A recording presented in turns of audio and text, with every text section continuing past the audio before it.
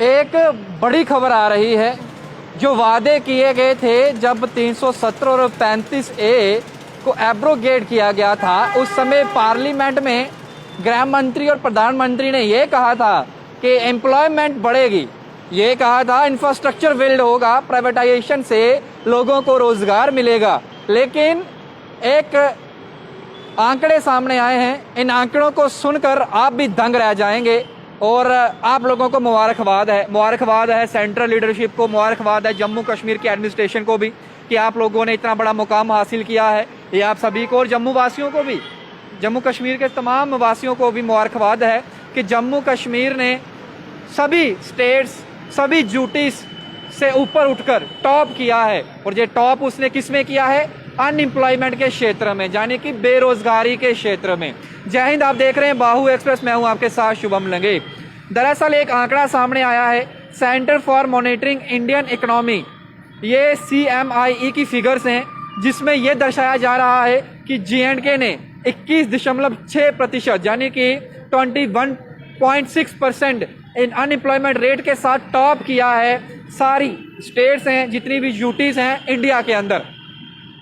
इसी से अंदाज़ा लगा सकते हैं कि जम्मू कश्मीर इस समय कितनी वर्स्ट सिचुएशन के अंदर पहुंच गया है। अनएम्प्लॉयमेंट की अगर बात करूं, यहाँ पर बेरोजगारी दिन बढ़ती चली जा रही है। युवा पढ़े लिखे होकर भी घरों पर धक्के खाने को मजबूर हैं, सड़कों पर आने को, प्रदर्शन करने को मजबूर हैं। वही मंजर था जब क्लास 4 की 8000 वैकेंसीज निकली थी और जम्मू कश्मीर का युवा degree holder, master degree holder, graduate, post graduate, इसके अलावा जो टेक्निकल डिग्री होल्डर्स थे, उन्होंने भी अप्लाई किया उस क्लास 4 की नौकरी लेने के लिए, जो सिर्फ एक ऑफिस में एक ज़्यादा PN की नौकरी मिल सकती थी और जिसकी सैलरी लगभग 14,000 रुपया महीना है। तो यही दर्शाते हैं आंकड़े, जिसके बाद लगातार ट्रोल हो रहा है जम्मू कश्मीर। और ये जो आंकड़े हैं, इसने हिस्ट्री को रच दिया है, क्योंकि अगर मैं इंडिया की ओवरऑल फिगर की बात करूं तो इंडिया अनएम्प्लॉयमेंट रेट जो है वो 6.9% है पूरे इंडिया का, 6.9%। लेकिन इंडिया इससे कई, J&K की बात करूं, इससे कई गुना बढ़कर जो है अनएम्प्लॉयमेंट इस समय जम्मू कश्मीर के अंदर है। इसके अलावा CMIE का डाटा जो कहता है, वो कहता है कि J&K ने 13% जो है वो अगस्त 2021 में डाटा जो है वो जंप किया, जिसमें 21.6% जो है वो सितंबर महीने में हो गया। इसने ये भी कहा कि J&K जो है सिर्फ इकलौती ऐसा रीजन है जिसने 20% से ऊपर अनएम्प्लॉयमेंट रेट है। इसके अलावा ऐसा नहीं है कि अनएम्प्लॉयमेंट रेट और किसी स्टेट में नहीं है, लेकिन इतना ज़्यादा किसी में नहीं है। मैं अगर बात करूं हरियाणा की, बात करूं दिल्ली की, बात करूं राजस्थान की, बात करूं त्रिपुरा की, वहां पर अनएम्प्लॉयमेंट रेट, जो बेरोजगारी दर है, वो अब 15% है, लेकिन 20 से ऊपर किसी भी स्टेट का, किसी भी यूटी का अब तक नहीं हुआ है। ऑफिशियल फिगर्स के अलावा अगर बात करूं, जो दूसरे डाटा या सोर्सेज बता रहे हैं अनएम्प्लॉयमेंट J&K में, जैसे कि आप अनएम्प्लॉयमेंट देख सकते हैं, रजिस्ट्रेशन जो कैरिड आउट हुआ था डायरेक्टरेट ऑफ अनएम्प्लॉयमेंट जो लास्ट ईयर किया गया था, उसमें 3 लाख रजिस्ट्रेशंस जो थी पोस्ट ग्रेजुएट्स और PhD डिग्री होल्डर्स की थी, जिसने ये कहा था कि हम अनएम्प्लॉयमेंट हैं, हमारे बारे में कुछ सोचा जाए। पिछले कुछ महीने की अगर मैं बात करूं तो J&K सर्विस सिलेक्शन बोर्ड की जो एडवर्टाइजमेंट हुई थी, 8000 क्लास 4 की रिक्रूटमेंट निकली थी, उसमें 5.4% लाख लोगों ने जो था वो अप्लाई किया था, ये आप सभी जानते हैं। कश्मीर की अगर बात करूं तो वहां पर फैक्ट ये बताया जा रहा था कि प्राइवेट सेक्टर जो है वो रीजन के अंदर काम करेगा पोटेंशियली तरीके से, लेकिन जो मेन सोर्स है एम्प्लॉयमेंट का, गवर्नमेंट सेक्टर का, वो जो है वो 1 लाख तक ही सीमित रह रहा है, जिसमें डेली रेटेड वर्कर्स हैं जो गवर्नमेंट डिपार्टमेंट्स के अंदर रेगुलाइजेशन का वेट कर रहे हैं और उनको भी अभी तक जो है पुराने ड्यूज जो हैं वो अभी तक नहीं मिले।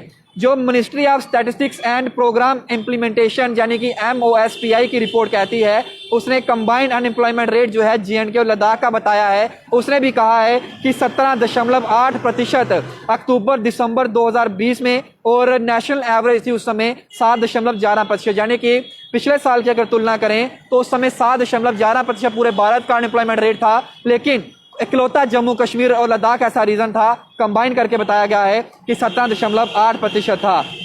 48,908 अनएम्प्लॉयमेंट यूथ जो है उसने रजिस्टर किया था J&K डिपार्टमेंट ऑफ एम्प्लॉयमेंट जून 2021 में। इसके अलावा 21,205 पोस्ट ग्रेजुएट बच्चे थे इसमें।